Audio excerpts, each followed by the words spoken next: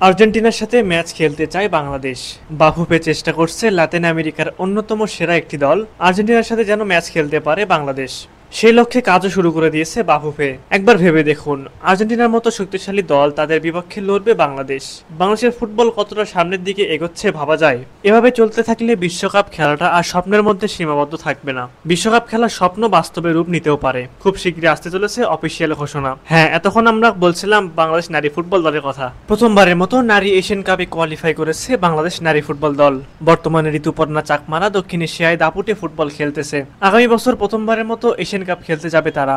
বাংলাদেশ পড়েছে গ্রুপ বিতে, যে গ্রুপে তাদের সঙ্গী টুর্নামেন্টের সবচেয়ে সফল দল 9 বারের চ্যাম্পিয়ন চীন, দ্বিতীয় সফল দল 2 বারের চ্যাম্পিয়ন উত্তর কোরিয়া ও মধ্য এশিয়ার দল উজবেকিস্তান। এই টুর্নামেন্ট বাংলাদেশের জন্য কত বড় সেটা নিশ্চয়ই এতক্ষণে আপনারা জেনে গেছেন। প্রথমে বলে রাখা ভালো, এই টুর্নামেন্টে বাংলাদেশের সংখ্যার কোনো কারণ নেই। যে টুর্নামেন্টে বাংলাদেশের মেয়েরা কোয়ালিফাই করেছে সেই টুর্নামেন্টে বাংলাদেশের কোয়ালিফাই করতে পারাটা একটা বিশাল অর্জনের। বাংলাদেশের মেয়েরা গ্রুপ সঙ্গী হিসেবে পেয়েছে ডিফেন্ডিং চ্যাম্পিয়ন চীন, উত্তর কোরিয়া ও উজবেকিস্তানকে। তিন দলই র্যাঙ্কিং এর বাংলাদেশের চেয়ে ঢের এগিয়ে।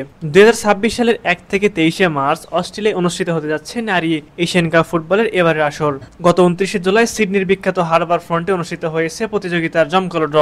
আগামী বছরের মার্চে অস্ট্রেলিয়া অনুষ্ঠিত হবে এশিয়ান কাপের 21তম আসর। প্রথম ম্যাচে বাংলাদেশের প্রতিপক্ষ প্রতিযোগিতার বর্তমান ও রেকর্ড 9 বারের চ্যাম্পিয়ন চীন। পরের ম্যাচে ঋতুপর্ণা চাকমা, আফ্রিদা খন্দকাররা মুখোমুখি হবে 3 বারের শিরোপাজয়ী উত্তর কোরিয়া।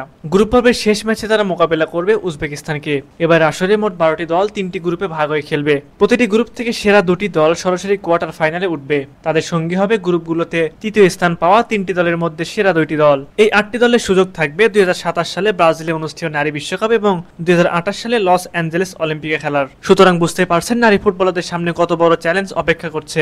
এই চ্যালেঞ্জ মোকাবেলা করতে হলে বাংলাদেশকে অবশ্যই প্রস্তুতি নিতে হবে সেইভাবে। এই জায়গায় ফেডারেশন আর্জেন্টিনা নারী ফুটবল দলের বিপক্ষে প্রীতি ম্যাচ খেলার উদ্যোগ নিয়েছে। আলোচনা চলছে, আরো এক ধাপ আলোচনা এগিয়েছে বলে জানিয়েছেন বাফুফের সদস্য মাহফুজ আক্তার কিরণ। তিনি বলেন, আগামী নভেম্বর এবং ডিসেম্বরে 2টি ম্যাচ খেলবে আর্জেন্টিনা নারী ফুটবল দল। এটি হবে বাংলাদেশের নারী সিনিয়র ফুটবল দলের বিপক্ষে। ফিফা উইন্ডোতে ম্যাচ 2টি হবে। তিনি বলেন, বাংলাদেশ যদি 10টি গোল খায় তবু আমরা খেলবো। এখন দেখা যাক শেষ পর্যন্ত কি হয়। তবে যদি ফেডারেশন আর্জেন্টিনার বিপক্ষে খেলা চূড়ান্ত করতে পারে সেটি হবে দারুণ বিষয়। ডিয়ার ভিউয়ার্স, আপনাদের কাছে কি মনে হয় আর্জেন্টিনার বিপক্ষে কি বাফুফে ম্যাচ খেলতে পারবে? এই বিষয়ে আপনাদের মূল্যবান মতামত কি তা আমাদের কমেন্ট করে জানাবেন।